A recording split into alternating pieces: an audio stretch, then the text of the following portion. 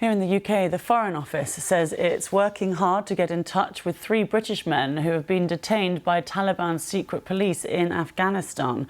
One of those being held is thought to have built up an online following by visiting dangerous places, while the other 2 are understood to have been arrested during a raid on accommodation used by foreign aid workers. Helena Wilkinson has more.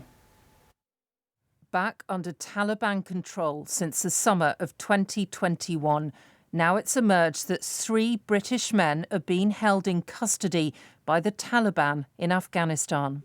So maybe I might be evacuated tonight, maybe next week, maybe a month. It's understood one of them is Miles Routledge. He was evacuated from the country during the final days of the occupation in 2021. He's built up a social media following, visiting dangerous places. 2 other British men are also in custody.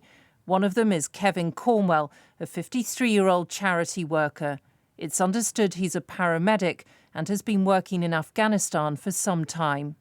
Another British man who hasn't been named was detained at the same time as Mr. Cornwell in January. No formal charges have been laid against the 2 men. The organisation supporting the families of Mr. Cornwell and the man who hasn't been named said the men are facing challenges. The difficulty that you have in the current system in Afghanistan is that there's no codified rule of law as that we would understand it. And so when somebody becomes subject to these kinds of procedures, there's no legal access, there's no representation, there's no access to consular officials. So they've essentially been in a diplomatic and legal black hole for some time.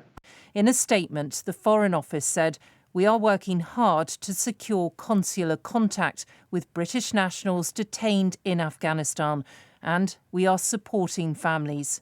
Families who will no doubt be desperate for the men's safe release." Helena Wilkinson, BBC News.